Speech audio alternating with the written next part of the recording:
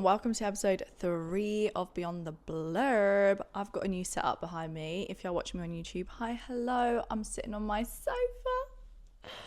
The fact that I have my own sofa with my boyfriend is so surreal because last time when we moved out to Manchester, it was basically all furnished, so we didn't have to buy anything, whereas this time it is fully unfurnished. We bought this sofa. This is our own. I've definitely hit adulthood. With that being said, because this is a new setup, I don't know how noisy it is. We actually live on a high street, so cars are going past.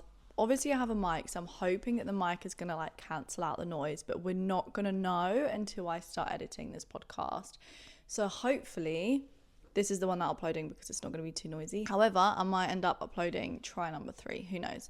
But anyway, today let's have a little chinwag about book talk and the world of books and reading goals and audiobooks and just those kind of topics. I don't know, I just fancy talking about that because the last couple of podcasts were very book focused, which is obviously what my podcast is about, giving book recommendations, telling you about my book journey and all that kind of stuff. But I also want to talk more on other topics surrounding books and book talk and authors and book creators and whatever. Before I get into it, I did an August TBR. So every month I do a TBR list because I end up feeling really overwhelmed if I don't have a TBR list. And we are going to be talking about TBRs actually. So I thought I'd start off with telling you what I'm planning to read this month. Now, I'm not going to lie to you, I'm filming this episode literally the day before this goes live, so the 12th of August, and it has been a slow month for me because I have been moving. So a lot of my time has been spent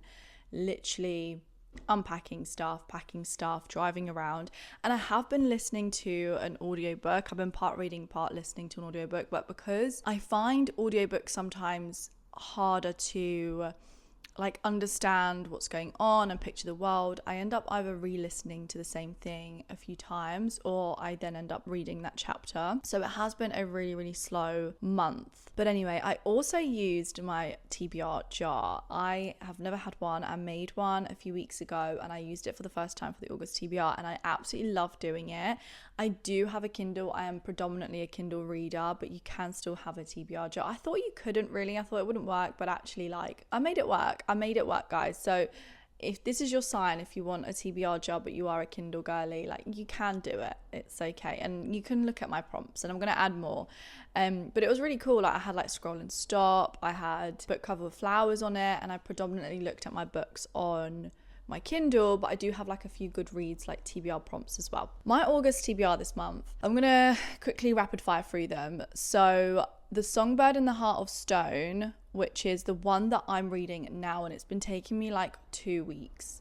It's crazy. I actually maybe a bit under 2 weeks, maybe 10 days, because I did end up reading Slaying the Vampire Conqueror throughout a little bit of August, which I wasn't planning to, but again the move got in the way. So I am reading The Songbird in the Heart of Stone. I'm 75% through as I'm filming this, and I am really, really enjoying it. I've just really struggled to get stuck in, not because of the book but because of just life. And then I'm gonna read the new book that's out as well by Carissa Broadbent. I haven't actually written it down, but it is on my TBR. I'm gonna read it straight after because apparently the one that I'm reading ends on a little bit of a cliffhanger, and I'm buddy reading with my friend Kelsey. She's also been struggling a little bit, I think, just finding the time to really get stuck in, but she's also enjoying the book, so it is a good sign. It's just a bit harder this month. I really want to read One Golden Summer. I read Every Summer After, I think it's called, last month. Absolutely loved it, so I really want to read One Golden Summer. Apparently it's better, so I can't wait. That was also my own pick. And then on to the jar picks. Mile High. Yeah, this is a highly anticipated series for me. I've heard so many good things. It sounds right up my street. I'm so excited. I just really wanted to delve in. I know it's now a finished series as well, which makes me want to read these even more. Yeah, I'm really excited. I have heard the first book, Mile High, isn't as good, so I'm aware of it and I'm gonna power through. I feel like I'll still enjoy it, but I'm just not gonna love it, but we'll see. Beautiful Graves. I actually have no idea on what this book is about. I have a feeling it is a dark romance, but I could be completely wrong and it could just be something wild. I don't know. That was the flowers on the cover. Ink Blood Sister Scribe as well. That's one that I have no idea about at all. It's been on my TBR for a really long time on Goodreads, and I have it on my Kindle, so let's just go for it. I have no idea what that is. And then I had a pick of an author you've never read before. It's happening. I'm reading Part of Your World. So excited. By Abby Jimenez, by the way. I'm so excited, but I'm also so nervous. I've never read an Abby Jimenez book. I've heard really good things, but I have heard some of them are like a hit or miss. But apparently Part of Your World is amazing, so I'm going to be reading that. That is my TBR for August. Now, I'm not going to lie, I don't know how much I'm actually going to get through at this point, because I've still got The Songbird and the Heart of Stone, about 25% left of that. I've got a whole other book after that that I really, really want to read this month. I don't know how I'm going to read 7-8 books this month, but we'll see. If I don't, like, it's not the end of the world.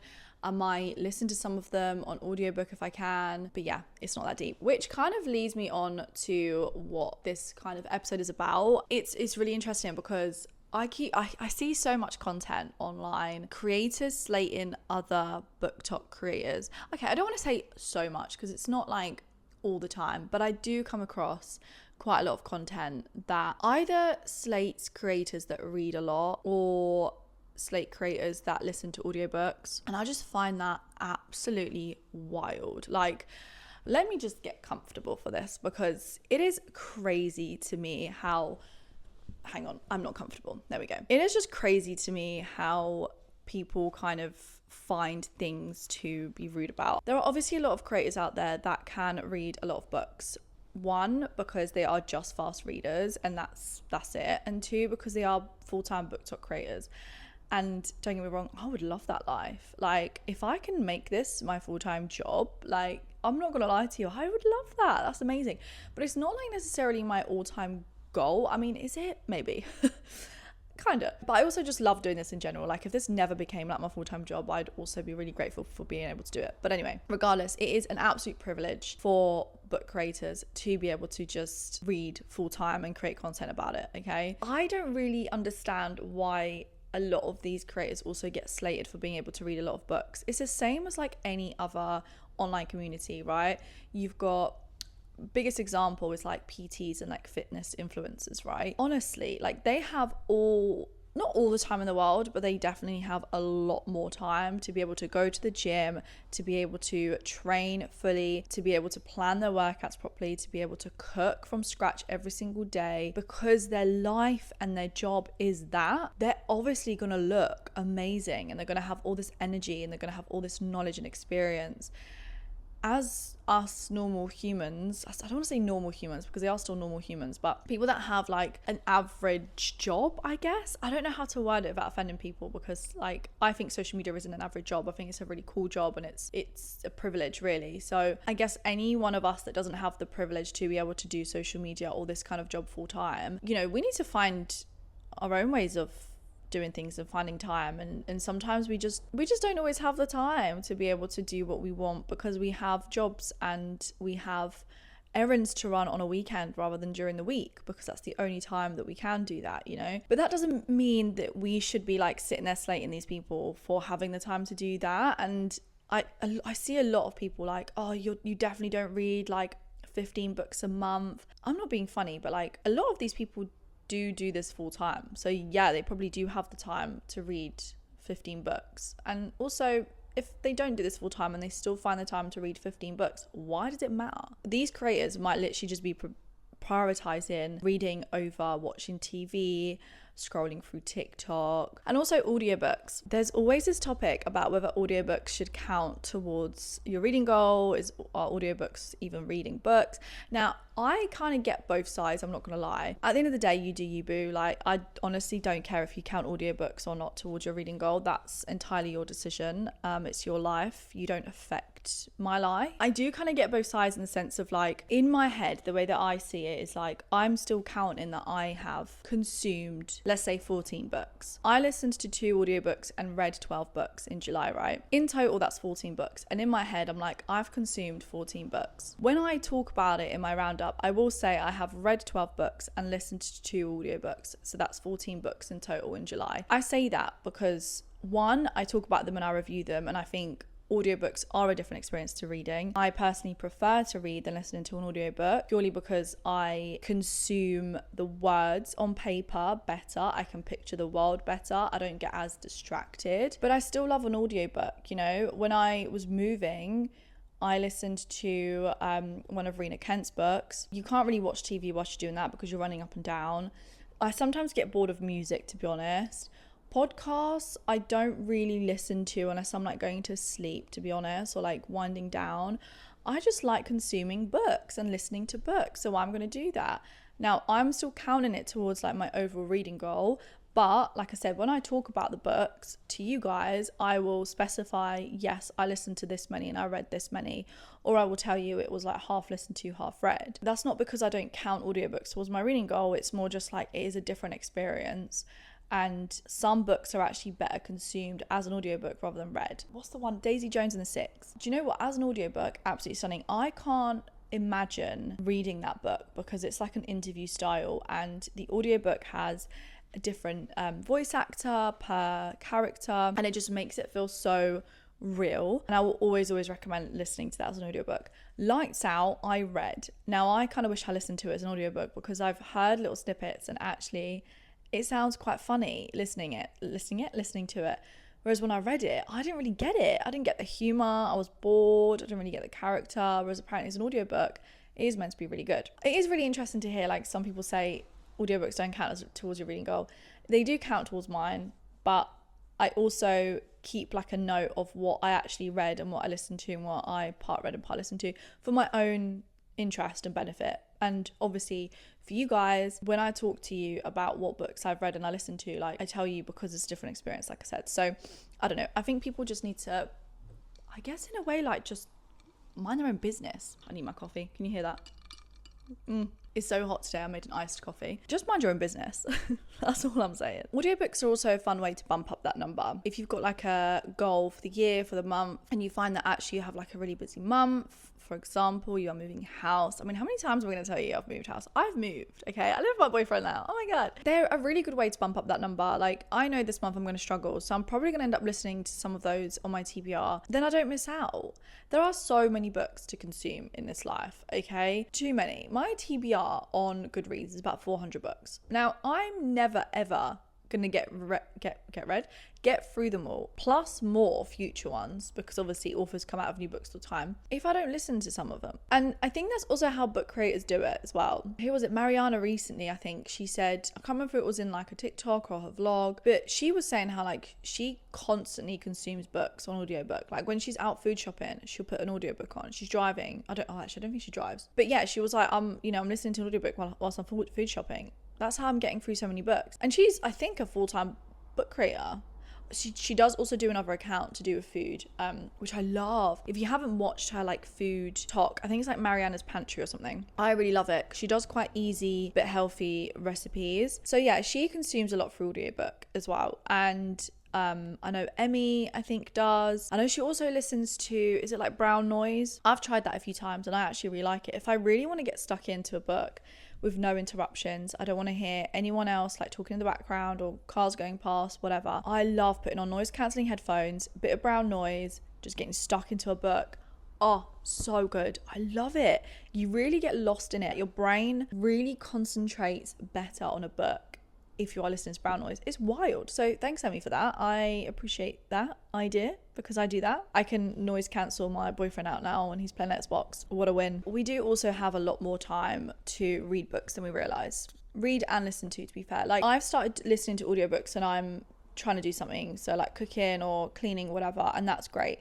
But also in general, like actually reading a book, we have a lot more time to read than you realize. Doom scrolling is the worst thing you can do for yourself, okay? And as someone who has been online for years on and off, I've been really, really bad with it over the years. Like, I would end up in this massive hole watching the most random videos that are so relevant to my life, nothing to do with book talk or even like fashion, makeup, home decor, nothing. Like, it would be like the wildest videos that never normally come up on my For You page because it's like 3 a.m. and I'm just like in this other delirious world. Suddenly they come up. That is probably the worst thing you can do for yourself, is like just sitting there like doom scrolling. Instead, read a book. read it. The amount of times I'll end up accidentally scrolling for like an hour, and then I'm like, oh, I could have read for that whole hour. Why didn't I? Or why didn't I do something a bit more productive than just sit there scrolling on TikTok? Because it's so easy to do. And I find like reading books productive, especially how I'm also now like a book creator, which leads me on to something, I was gonna say more interesting. It's not like more interesting, it's just something else to mention. Like the pressure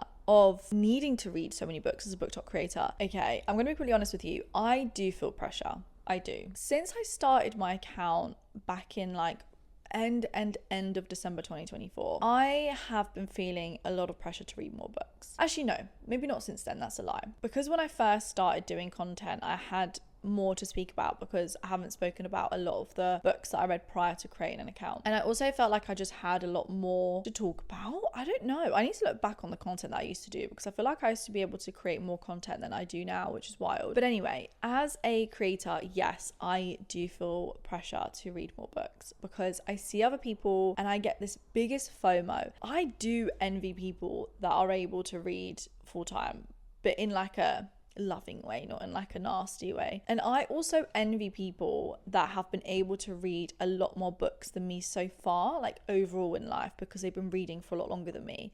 I wish I started reading earlier. I really do, because there are so many books that I now want to read and so many books that I will want to read that I don't think I'll ever be able to read every single book I want in my life, which makes me so sad. The pressure of like having new content to talk about and new books to talk about is real. Although you can recycle content or like recycle ideas, and there are so many content ideas that you can do on BookTok. Like you don't have to just talk about every book that you've read. You can talk about favorite MMCs. You can do like different challenges, specific tropes. You can do different book recommendation based on tropes, based on genres, based on micro trope, whatever. You can do a lot of content that doesn't involve you reading a lot of books. However, I still feel that pressure, I'm not gonna lie. I just want to be able to talk about more books. Do you know what I mean? Like, I want to be able to sit there and go, besties, I've just read the best book in my entire life, you need to read it. And every time I am scrolling through TikTok and I see a new book go viral, I'm like, oh, I don't have the time to add another book onto my TBR. Even though, like I just said, there are so many other bits of content that you can do, I still feel that pressure because I want to give you the best recommendations, but also I want to experience the books that everyone else is experiencing. You basically don't want to end up having to force yourself to read when you don't fancy reading just because there's a reading goal to hit or because you are a book creator and you want to please everyone. Also, I find that if I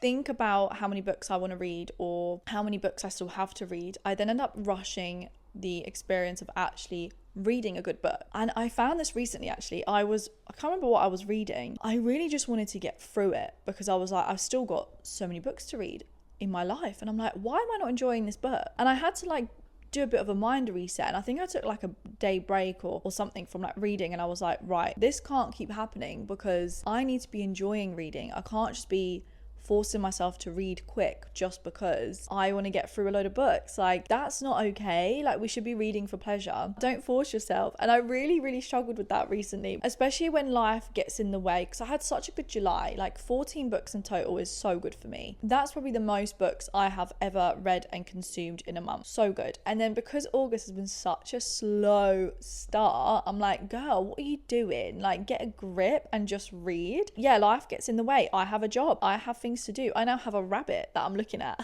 Oh, you might not know this. Oh yeah, we have a rabbit. So our boyfriend Pascal, he got gifted a little rabbit, a little white rabbit. He is so cute, but he can be so naughty, but also well behaved at the same time. He's in our living room. He's an indoor rabbit, and we got that like famous IKEA sort of container, like a wooden container thing, and we cut a hole through it, and he goes in and out of it, and then he's got like a little playpen and like a little area with a tunnel. Oh, he's so cute. Hello, yeah, I'm talking about you. I feel like he knew I was talking about him because he like came out and like looked through his door. I've left it open out of his playpen. Hello. This is really weird because if you are just listening to me on a podcast, you can just hear me talk my rabbit voice.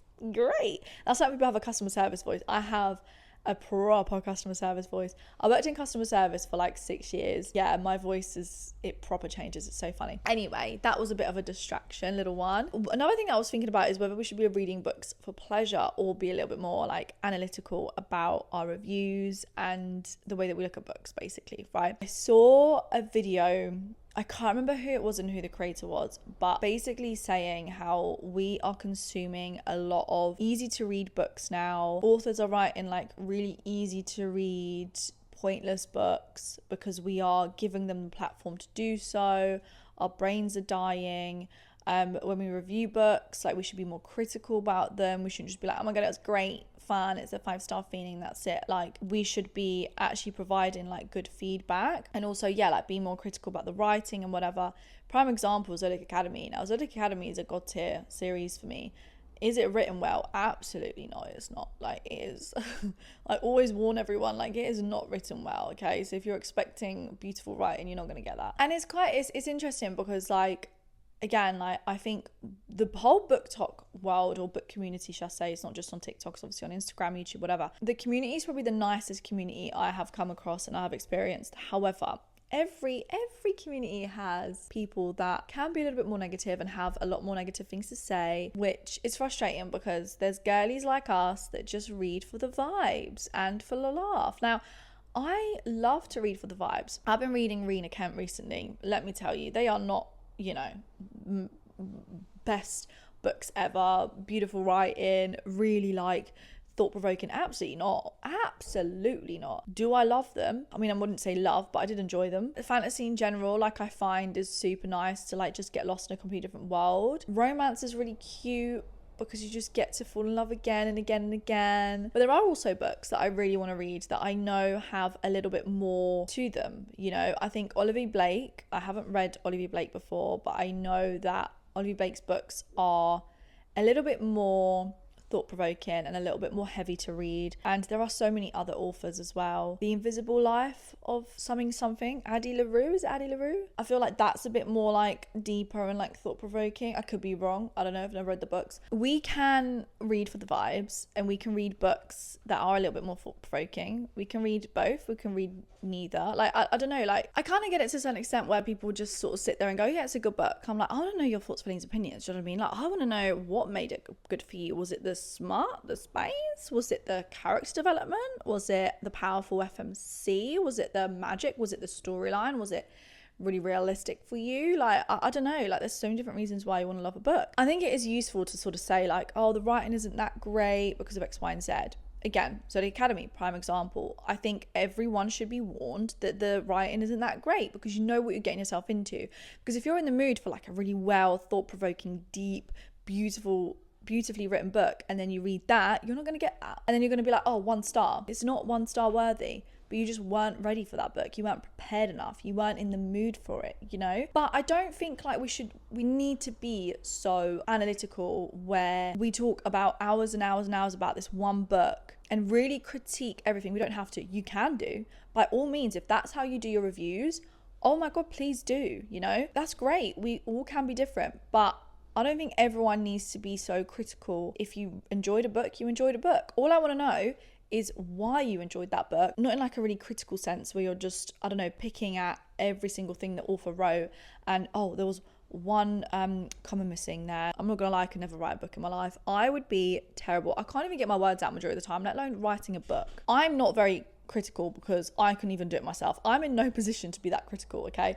But if you want to be very critical, be my guest. You do you, boo. I read for the vibes. I think it's perfectly fine to just read for the vibes, enjoy a book, get lost in the world. At the end of the day, reading should just be a hobby, right? It should just be us, girlies, having a great time, reading about a new FMC, MMC, whatever. Just having a great time, getting lost in a new world, forgetting about responsibilities, just having a bit of a laugh. Let's just have a bit of fun, girly pops. And that's it. I think I'm going to stop here because I've been rambling for a long time. My rabbit is now decided to go crazy and has wanted to be creating loads and loads of noise, which is just great. I hope the noise in the background wasn't too much, but we will see. Catch you in my next one. That was really embarrassing. I don't know why I just did that. If you're listening to me, I basically was about to blow a kiss, but I didn't actually end up doing that. So I just sort of pouted into my hand. That was really weird. I am never doing that again.